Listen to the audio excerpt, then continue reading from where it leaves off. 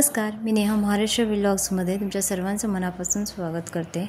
आज आपण कोबीची चमचमीत डाळ घालून चना डाळ घालून अशी सुंदर भाजी बनवणार आहोत। तर यासाठी मी इथे चना डाळ थोडी 2 तास आधी भिजवून ठेवली होती। साधं किंवा कोमट पाण्यात भिजवली तरीही चालणार आहे।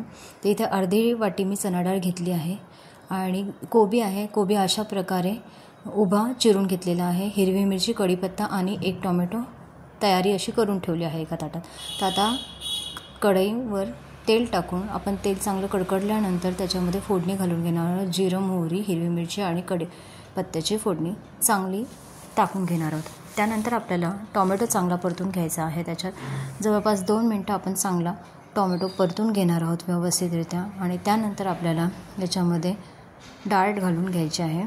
चना डाळ जी आपण भिजवून ठेवली होती त्यातलं पाणी आपण काढून टाकायचं आहे। चना डाळ 2-3दा स्वच्छ धुवून मग आपण ही चना डाळ भाजीमध्ये टाकून घेणार आहोत आणि त्यानंतर चवीप्रमाणे ही हळद आणि हिंग आपल्याला थोडंसं टाकायचं आहे।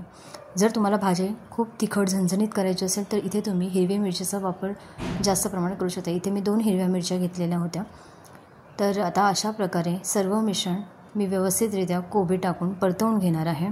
तर आता कोबी आपण परतवण्यासाठी ठेवलं आहे शिजवायला। तर आता अशा प्रकारे आपल्याला ताट झाकून ठेवायचं आहे आणि एक 10 मिनिटं आपल्याला वाफेवर ही भाजी शिजवून घ्यायची आहे। चना डाळ असल्यामुळे थोडासा वेळ लागतो याला शिजायला आणि सर्वात शेवटी याच्यामध्ये आपण थोडंसं मीठ चवीप्रमाणे टाकून घेणार आहोत आणि परत एक 5 मिनिटासाठी वाफेवर भाजी ठेवणार आहोत आणि सर्वात शेवटी आपण याच्यामध्ये कोथिंबीर टाकून हलवून घेणार आहोत भाजी आणि आता सर्विंगसाठी भाजी तयार झालेली आहे। तर ही चमचमीत कोबीची भाजी तुम्हाला कशी वाटली ते मला कमेंट करून सांगा आणि अशा प्रकारे डाळ घालून कधी भाजी केली नसेल तर ही नक्की करून बघा। हे नक्की तुम्हाला आवडेल भाजी। जर माझ्या चॅनलवर नवीन असाल तर चॅनलला सबस्क्राईब करायला विसरू नका। Thank you so much.